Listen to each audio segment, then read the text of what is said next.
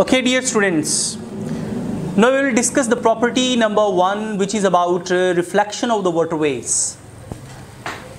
You are seeing that the waves in the ripple tank are moving from one corner to the other. We want to bounce them. हम उन्हें क्या करना चाह रहे हैं? Bounce करना चाह रहे हैं. भला कैसे करेंगे? मेरे पास ये 3 शीशे की प्लेट्स हैं. अगर आप ये देखें, आपको नीचे यहाँ पे इमेज नज़र आ रहा है, वो फुल वहाँ तक नज़र आ रहा होगा, बिल्कुल एंड तक नज़र आ रहा है. ठीक है, ये वेव्स आगे जाती हुई नज़र आ रही हैं. But if I place some barriers in the path of these waves, यानी अगर मैं इन वेव्स के रास्ते में कुछ बैरियर्स लगा दूं, तो फिर आपको वो जो पहले आगे तक इमेज जाता हुआ नज़र आ रहा था, अब वो ब्लॉक हो गया. ओके, तो रिफ्लेक्शन बेसिकली है क्या?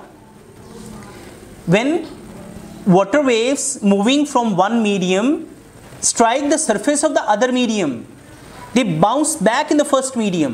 वो first medium में क्या आ रही हैं? वापिस आ रही हैं. This bouncing of the water waves will be named as reflection. क्या नाम देंगे इसे? Reflection का. देखिए जरा कि यहाँ पे जो water waves हैं वो आगे इस पूरे पोर्शन में कोई वेव नहीं है. इससे पहले तक आपको यहाँ पे देखो इतने पोर्शन में वेव्स बस बाउंड हो गई. इसे कहेंगे रिफ्लेक्शन.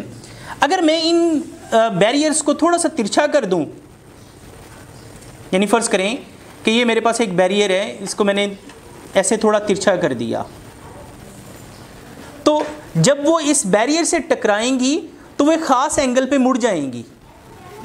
वो नीचे अगर आपको देखें तो इधर को वो यहाँ से मूव करके इधर को मुड़ रही हैं. उनका यूँ मुड़ना भी क्या कहलाएगा? रिफ्लेक्शन. क्या कहलाएगा? रिफ्लेक्शन. ओके, तो मुझे दोबारा बताएं आप, ये ज़रा दोबारा देख लें इसको, कि आप अभी आपको सारी वेव्स पूरी मूव करती नज़र आ रही हैं. हसन ज़रा लाइट ऑन कर लो. ओके, आपको ये नीचे वेव पूरी सरफेस पे मूव करती नज़र आ रही हैं. ठीक है, लेकिन जैसे ही मैं यहाँ पे बैरियर्स लगाऊंगा, उनकी जो है मोशन की थोड़ा सा क्या हो जाएगा? रिस्ट्रिक्ट हो जाएगी. मैं इसकी स्पीड थोड़ी सी एडजस्ट कर दूं.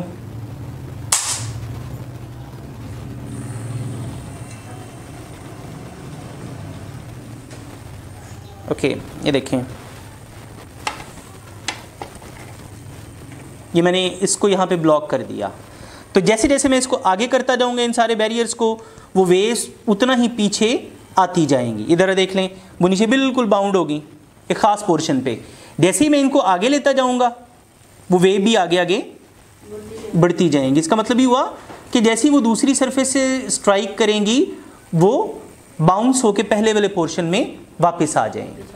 ओके, अच्छा, ये तो हुई रिफ्लेक्शन. अब आते हैं रिफ्रैक्शन की तरफ. रिफ्रैक्शन के लिए ना, ये जो हमने बैरियर्स लगाए हुए हैं, इनको थोड़ा सा हमें डिप करना पड़ेगा. क्या करना पड़ेगा? ताकि पानी इसके ऊपर से क्रॉस करके चला जाए. पानी इनके ऊपर से, ताकि हमारे पास इस टैंक के अंदर 2 डेप्थ्स बन जाएं. पानी की क्या बन जाए? 2 डेप्थ्स. ये देखें, मैं इसमें पानी थोड़ा सा ऐड करता हूँ. आप उन मोशंस पे ज़रा थोड़ा सा जी गौर रखें.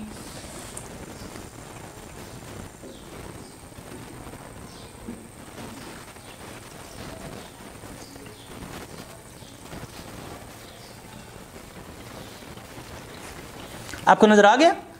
वो क्या हो गई हैं? डिप हो गई हैं. ठीक है, अब ज़रा थोड़ा सा अब गौर से आपको देखना पड़ेगा.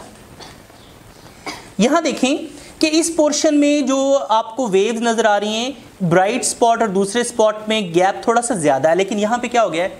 कम हो गया है. इस जगह पे क्या हो गया? वो देखें, यहाँ आपको वो गैप क्या नज़र आ रहा है? थोड़ा सा कम नज़र आ रहा है. इधर अगर इनकी स्पीड देख लें तो गौर से देखें, तो यहाँ स्पीड इनकी फास्ट है और आगे थोड़ा सा क्या हो गई है? कम हो गई है. उसकी रीज़न क्या है? कि ये पोर्शन है डीप, क्योंकि मैंने ग्लास प्लेट्स तो इस पोर्शन में रखी है ना. ये पोर्शन है शैलो, इसे क्या कहेंगे? Shallower portion. When waves enter in the shallower portion moving from the deeper portion, there speed and the wavelength decrease, उनकी स्पीड में और वेवलेंथ में क्या आ जाती है, कमी आ जाती है। Okay, but frequency will remain same because frequency depends upon the speed of the vibrator. ठीक है ना, इस टाइम जितनी मैंने फ्रीक्वेंसी एडजस्ट की हुई है उसमें आपको जितनी फ्रीक्वेंसी इधर है उतनी ही फ्रीक्वेंसी आपको शैलोअर पोर्शन में नजर आएगी। लेकिन अगर मैं इधर से स्पीड बढ़ा दूं, ये देखें स्पीड बढ़ गई, जितनी स्पीड बढ़ाता जाऊंगा उतनी फ्रीक्वेंसी बढ़ती जाएगी। स्पीड का इन्हिसार किस बात पे, फ्रीक्वेंसी पे। ओके, और फ्रीक्वेंसी मैं एडजस्ट कर सकता हूं इस करंट को कम ज्यादा करके। ओके, अच्छा अब हम तीसरी प्रॉपर्टी की तरफ आते हैं और वह है डिफ्रैक्शन। क्या नेम है उसका, डिफ्रैक्शन। उसके लिए मुझे ना ये देखें, मैं एक प्लेट इनमें से निकाल लेता हूं,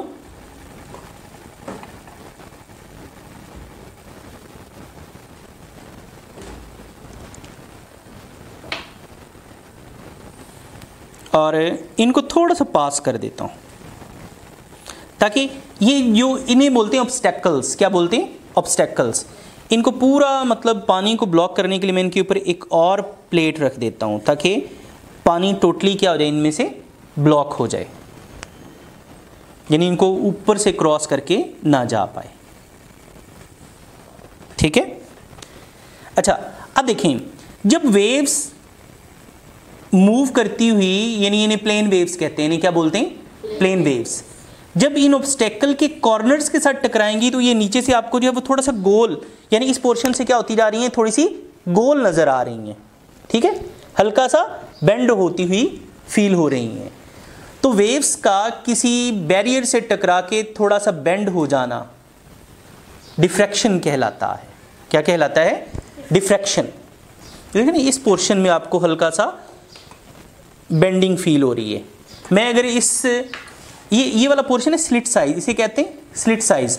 अगर मैं स्लिट साइज कम करता जाऊं ऐसे, तो वो गोल होना आपको देखें, यहां पे आपको गोल होती ज्यादा फील हो रही है। थोड़ा सा लाइट ऑफ करना,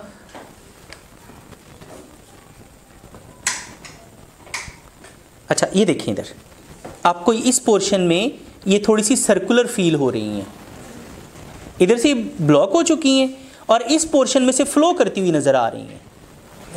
ओके, तो जितना मैं इस स्लिट साइज को बढ़ाता जाऊंगा उतना डिफ्रैक्शन आपको थोड़ी सी वेग होती, यानी क्लियर फील नहीं होगी। लेकिन जितना फासला हम इनका कम रखेंगे, वेवलेंथ के अप्रॉक्सीमेटली इक्वल रखेंगे, उतना आपको डिफ्रैक्शन क्लियर तौर पे नजर आएगी। ओके बच्चों, क्लियर? लाइट्स ऑफ करके अब आप क्वेश्चन करें इस पे। लाइट्स ऑन कर लें, इधर वाली भी ऑन कर लें जी। अच्छा चलें, आपने नहीं करने तो फिर मैं कर लेता हूं। मुझे ये बताएं कि अगर मैं इस पूरे पोर्शन को इस तरह बंद कर दूं तो लाइट वेव्स क्रॉस करके आगे नहीं जा पाएंगी। उसे रिफ्लेक्शन कहेंगे, रिफ्रैक्शन कहेंगे या डिफ्रैक्शन कहेंगे? डिफ्रैक्शन नहीं, रिफ्लेक्शन कहेंगे। क्या कहेंगे? रिफ्लेक्शन। क्योंकि देखिए ना, वेव्स इसको बाउंस यानी इसको क्रॉस करके ऊपर से जा नहीं रही हैं, एक मीडियम से मूव करते हुए दूसरे में टकराती हैं और उसी में क्या आ रही हैं, वापस आ रही हैं। इसे कहते हैं रिफ्लेक्शन। क्या बोलते हैं? रिफ्लेक्शन। अगर मैं यहां से इसको उठा लूं, अब देखें कि अब ये जो दो डेप्थ्स बन गई इसमें, क्या कहेंगे इसे? रिफ्रैक्शन। क्या कहेंगे? रिफ्रैक्शन। क्यों? कि वेव्स जब किसी डीपर पोर्शन से शैलो में जाती हैं तो वो अपना थोड़ा सा रास्ता चेंज करती हैं। अच्छा, रिफ्रैक्शन में कौन कौन सी चीज़ में कमी आती है?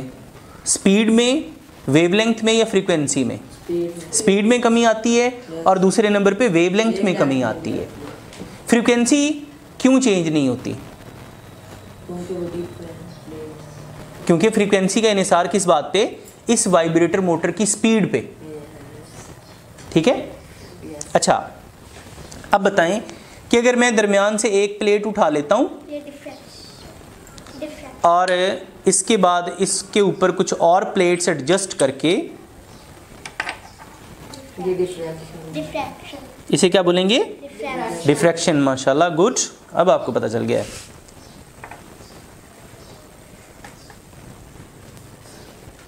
ये देखें, अब जो वेव्स का आगे से सर्कुलर होना क्या कहलाएगा? डिफ्रैक्शन। ओके, तो फिर ये जो डिवाइस हमने भी डिस्कस की है, इसका जो नेम है रिपल टैंक। हमने क्या सबसे पहले क्या देखा था कि ripple tank is a device that is used to study the properties of waves. किनको? Properties of waves. कितनी प्रॉपर्टीज हैं वेव्स की? कौन कौन सी? Refraction, diffraction, interference. अब बेटा आपके कोर्स में ना इंटरफेरेंस नहीं है, लेकिन थोड़ा सा मैं आइडिया उसका आपको यहां पे दे देता हूं। मैं इन प्लेट्स को जरा साइड पे कर लूं।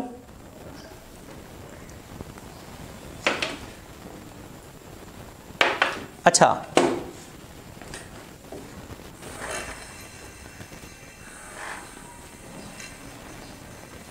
अब देखें ज़रा, अगर मैं अपनी फिंगर से, यानी इसको मैं अगर ऊपर कर लेता हूँ, इसे क्या कर लेता हूँ? ऊपर कर लेता हूँ, यानी इसको मैं समझो कि बंद कर लेता हूँ, ठीक है। अब मैं अगर इसको स्टिल करने के बाद इस तरह अपनी फिंगर डिप करूँ, आपको क्या नज़र आ रही हैं? Circular waves. उन सर्कुलर वेव्स को क्या बोलते हैं? रिपल्स। क्या बोलते हैं? रिपल्स। अच्छा, मेरी दोनों फिंगर्स जो है वो एट द सेम टाइम अगर यहाँ पे डिप हो रही हैं इसके अंदर, तो एक रिपल इधर से प्रोड्यूस होगा और एक दूसरी साइड से। वो दोनों एक दूसरे के साथ क्या होंगे? टकराएंगे। कहीं पे वेव का क्रस्ट से मिलेगा तो वेवलेंथ डबल हो जाएगा, यानी उसका एम्पलीट्यूड क्या हो जाएगा? डबल हो जाएगा।